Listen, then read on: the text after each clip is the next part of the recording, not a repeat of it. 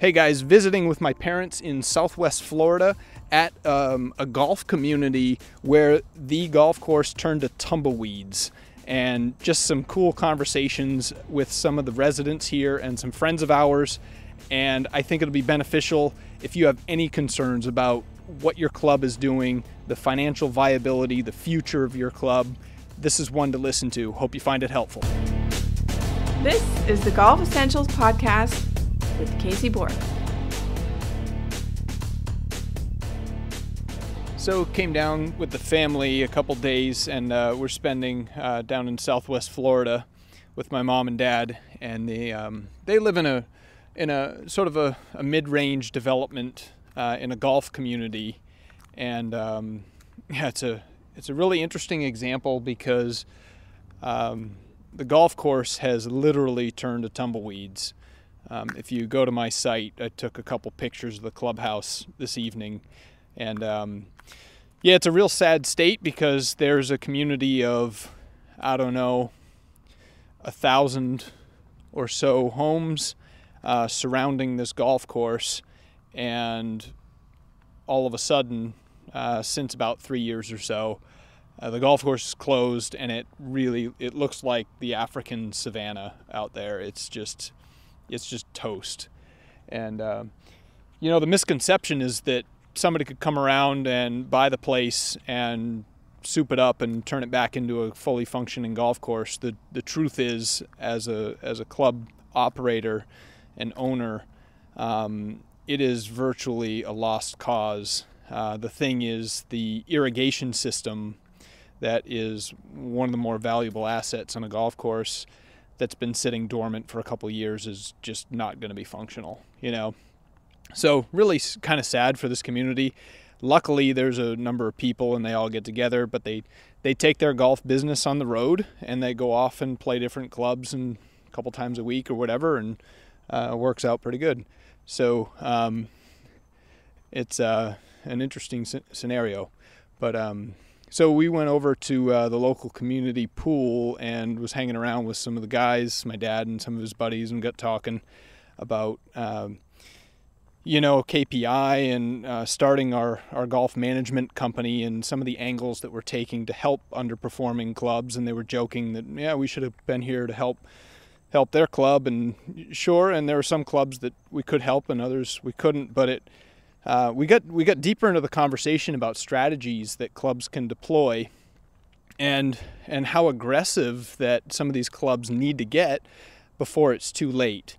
And it was really interesting to talk with these golfers, these members or former members, avid golfers, and to see how this sort of messaging and this system of logic really resonated with them about the marketplace and how we've been in a really strong economy, and people like them, the 55 plus and older crowd, is playing more than half of all the golf out there. And the challenge is what happens when one of those two factors go away.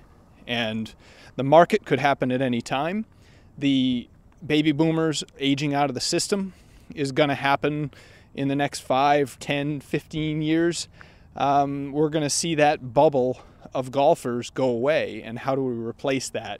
And it was really interesting because I got into our strategy on free golf lessons, and how not just free golf lessons, but deploying golf lessons from the perspective of a golf course owner as a marketing expense.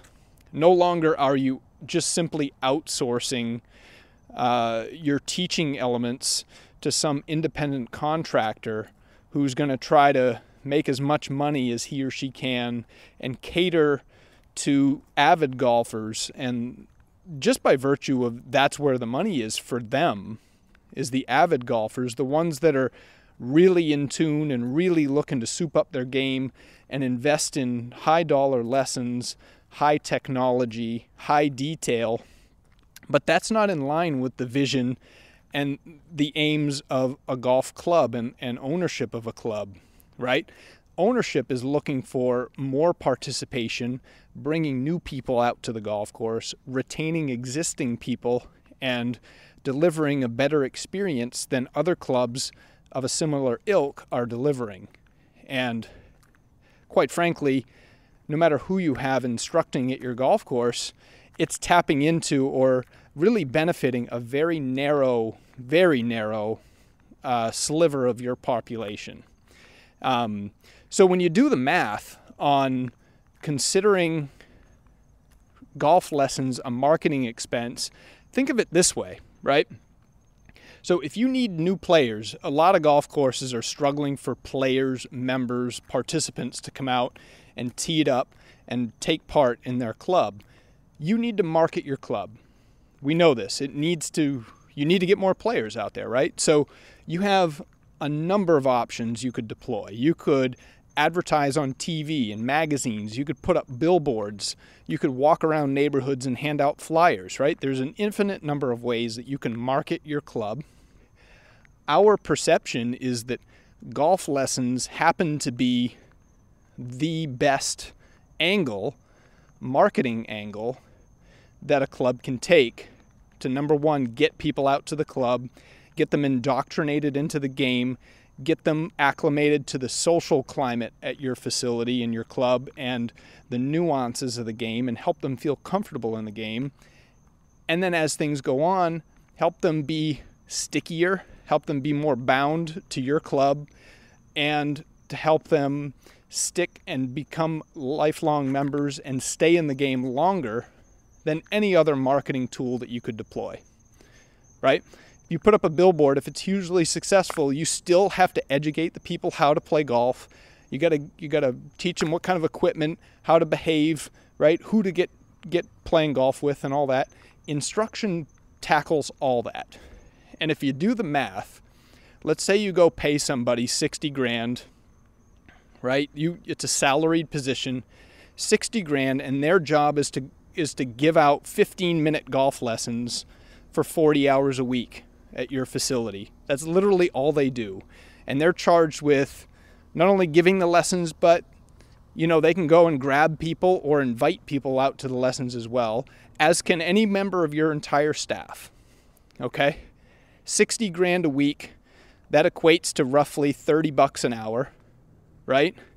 So that 15-minute session, the 15-minute golf lesson, the cost associated with that from a salary perspective is a little less than $8.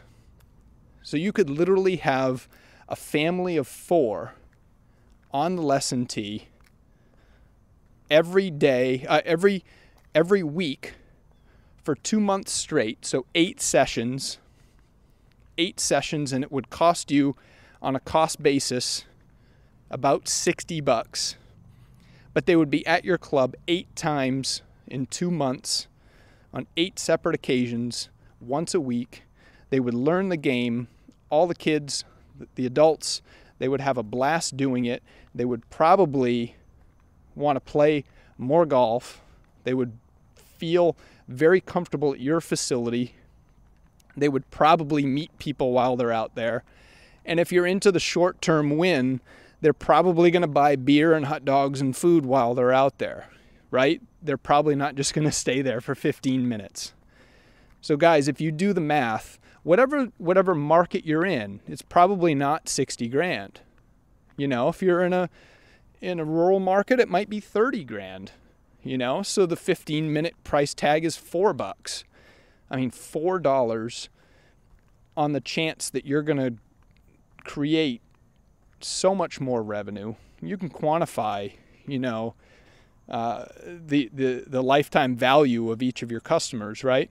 Just divide it. The number of people that are out there, divide it into the gross revenues, or at least your green fee revenues or membership dues revenues. Whatever the math is, the math works, guys. So it was really interesting today to hang out with people and in a community that has literally experienced exactly what we're aiming to prevent, right? Golf courses need to compete. They need to compete hard, and they need to compete smart to get people's attention, to get them indoctrinated into the game, and to help them feel more comfortable playing golf. So I hope that makes sense.